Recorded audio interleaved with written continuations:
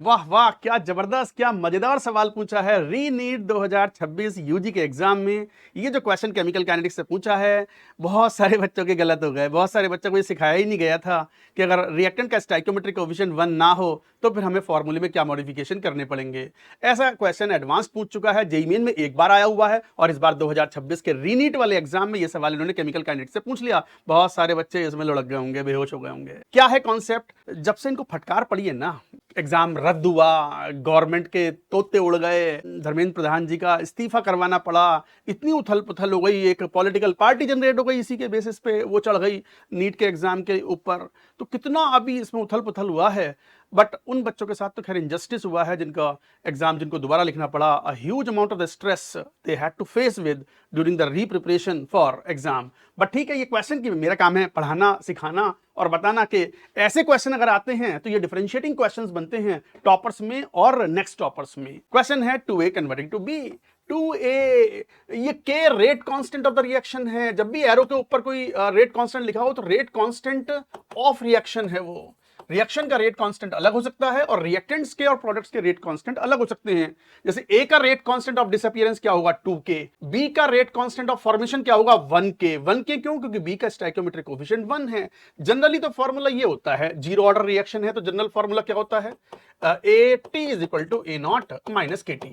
बच्चे ये फॉर्मूला रटते हैं, ये वाला, और इसी के बेसिस पे क्वेश्चन सॉल्व करते हैं। अभी तक सही भी हो रहे थे, कोई इशू ही नहीं था। बट ध्यान दो, ये k rate constant of disappearance and rate constant of reaction same था, ये जब था जब a का स्टोइकियोमेट्रिक कोएफिशिएंट 1 था। बट अगर मान लो a का स्टोइकियोमेट्रिक कोएफिशिएंट 2 है या 3 है या कुछ और है, तो फिर यहां पर जो रेट कांस्टेंट ये a का लेना है। a का रेट कांस्टेंट है, ये रेट कांस्टेंट ऑफ a।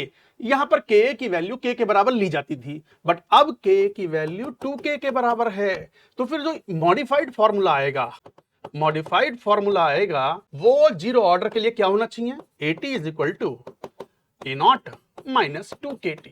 ये फॉर्मूला होगा और इसमें अगर वैल्यू पुट करोगे, क्वेश्चन ने क्या कहा, k की वैल्यू दे दी है, इनिशियल कंसंट्रेशन 2m थी, 75% कंप्लीट होना है तो कितना बचा है, 25% बटा है। तो इसका मतलब AT कितना बचा हुआ है, 2 का 0.25, 25%, and that is equal to 2 minus 2 into k की वैल्यू क्वेश्चन में दी हुई है, यूनिट का ध्यान रखेंगे, पर मिनट है तो 1 इंटू t, तो 2t is equal to 1.5, t is equal to 0.75 minute. इसके बेसिस पे आंसर तो आपने दे दिया ये वाला।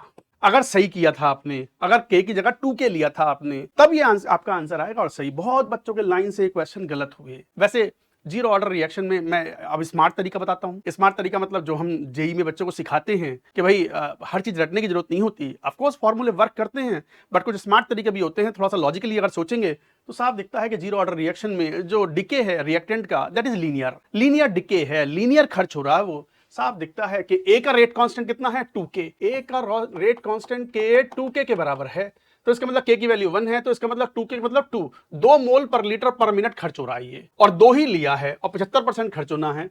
तो 75% खर्च होने के लिए कितना टाइम लगेगा, तो 75% खर्च, 1 मिनट में 2 मोल खर्च हो रहे हैं एक और 2 ही मोल लिए हैं, तो 75% खर्च होना है, तो इसका मतलब 1.5 मोल खर्च होना है।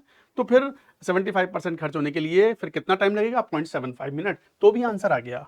बगैर कैलकुलेशन के भी आप क्वेश्चन कर सकते थे। कहने का मतलब ये हुआ, अब जब आप नीट की तैयारी कर रहे हैं 2027 के लिए, या जो बच्चे अभी 11th में हैं 2028 के लिए नीट यूजी एग्जाम की तैयारी कर रहे हैं, हल्के में मत पढ़ो। केवल formula based study will not save you, कहीं ना कहीं गड़बड़ में डाल देगा। थोड़ा गहराई से पढ़ें, 10 से 12 घंटे रोज पढ़ाई करें, and nobody is going to stop you.